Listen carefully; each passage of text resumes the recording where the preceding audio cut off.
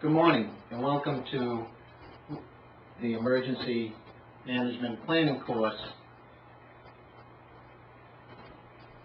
Again, my name is Paul Antonellis. I'd like to take a couple minutes and go over some of the material that we'll be learning about this session. What will you learn as a student? We're going to take a look at the early roots of emergency management,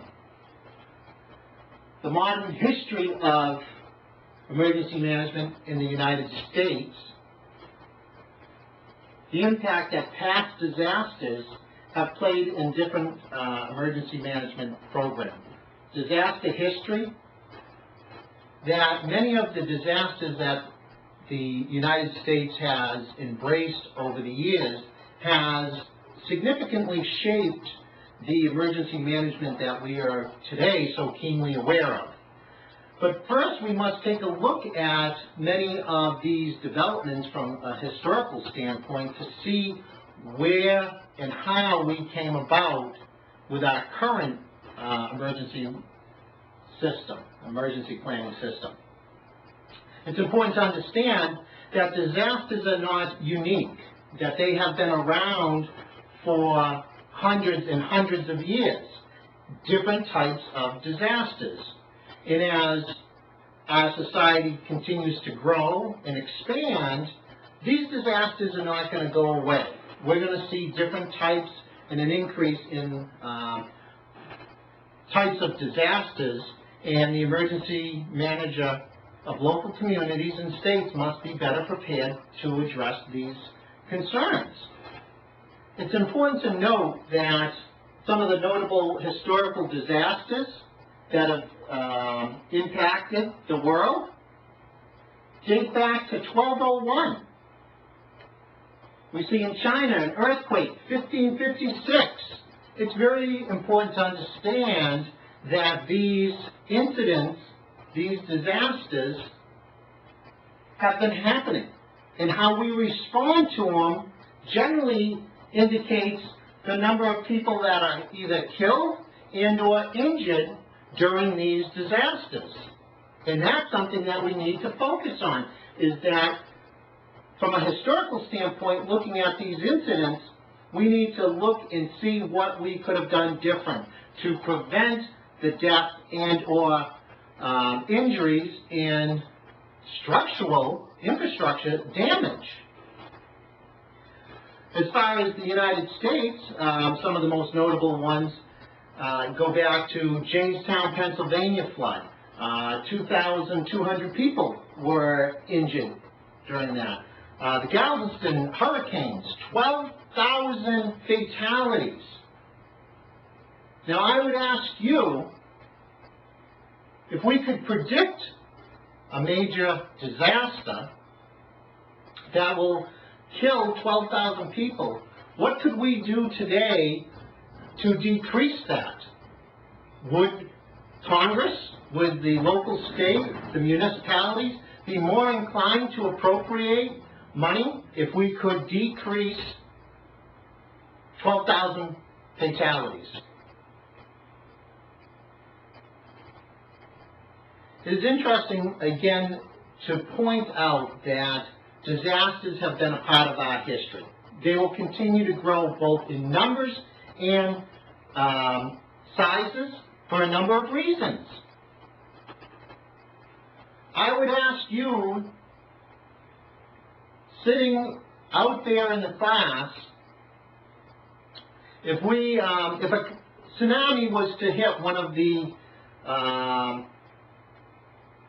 coasts of the U.S., and I will say in comparison to the Asia tsunami that in December of 2004, killing 300,000 people.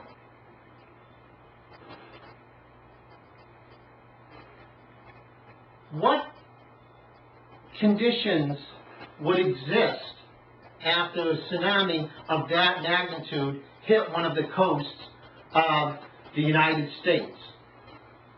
Again, keeping in mind that the Asia tsunami killed over 3 100,000 people.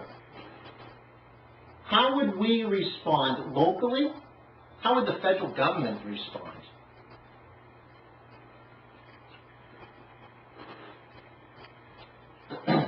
Some of the roots of emergency management. The emergency management is a discipline dealing with risk and hazard avoidance. It's important to remember avoidance. We're looking to ultimately reduce the harm to life, reduce the risk of harm to property within our community, the reduction of harm to the environment. Those are three areas that we would look at today.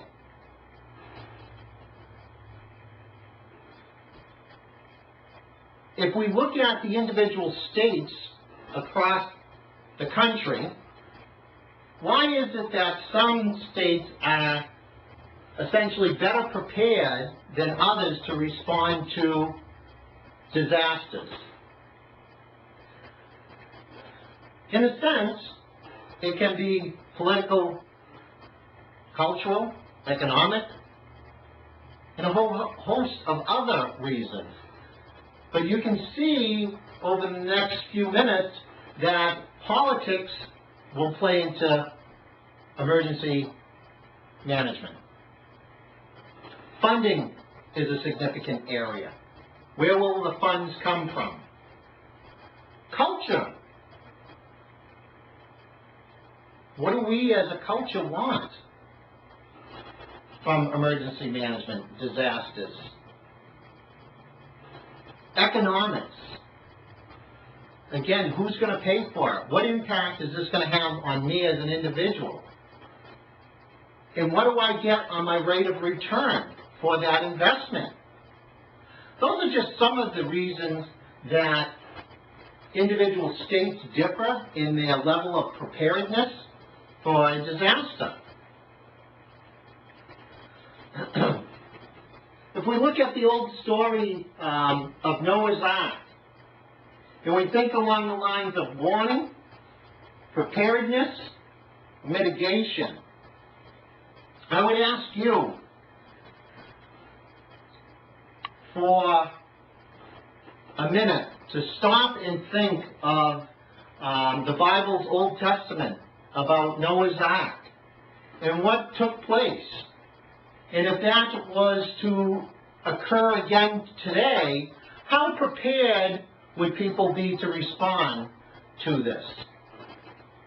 Again, thinking along the lines of warning, preparedness, mitigation.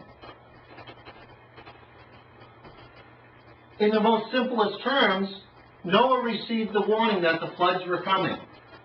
That was the warning. He knew that those floods were coming. Noah and his family made preparations by building an ark. Preparedness.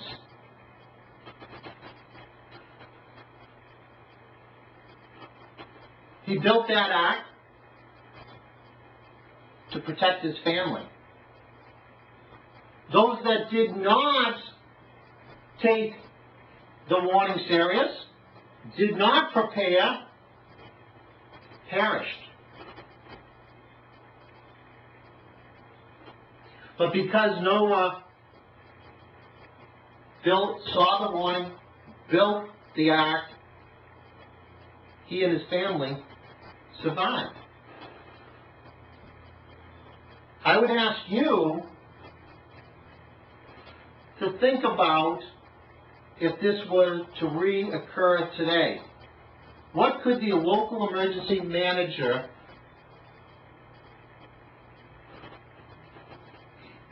learn from this example?